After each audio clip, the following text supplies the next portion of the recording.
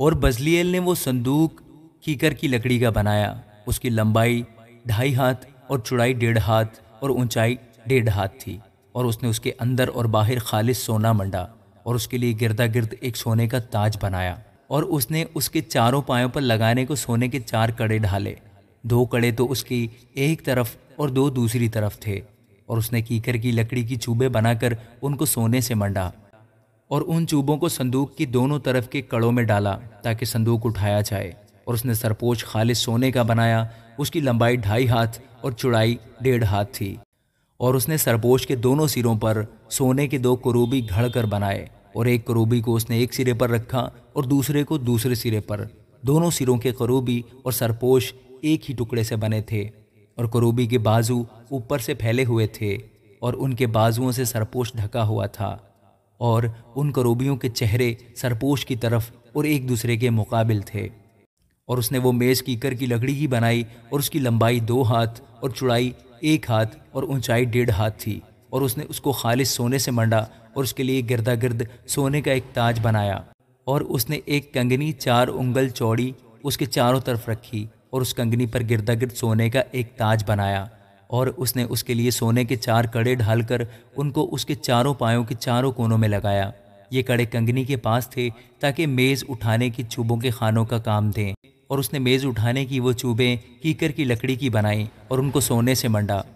اور اس نے میز پر کے سب ظروف یعنی اس کے طباق اور چمچے اور بڑے بڑے پیالے اور انڈیلنے کے آفتابے خالص سونے کے بنائے،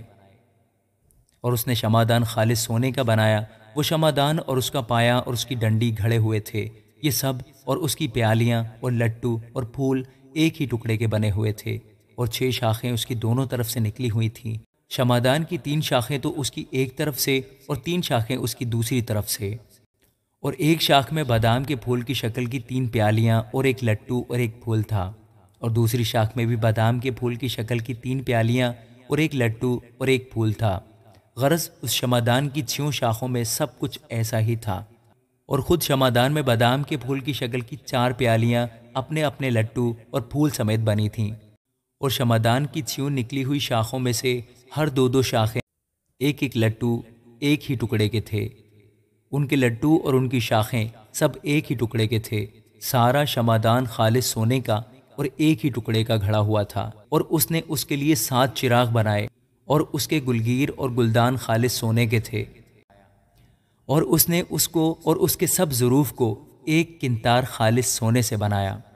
اور اس نے بخور جلانے کی قربان گاہ کیکر کی لکڑی کی بنائی،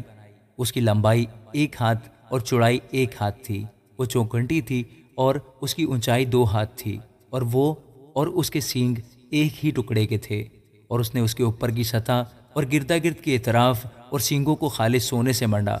اور اس کے لیے سونے کا ایک تاج گردا گرد بنایا، اور اس نے اس کے دونوں طرف کے دونوں پہلوؤں میں تاج کے نیچے سونے کے 2 کڑے بنائے جو اس کے اٹھانے کی چوبوں کے لیے خانوں کا کام دیں، اور چوبیں کیکر کی لکڑی کی بنائیں اور ان کو سونے سے منڈا، اور اس نے مسح کرنے کا پاک تیل اور خوشبودار مسالے کا خالص بخور گندھی کی حکمت کے مطابق تیار کیا۔ آمین۔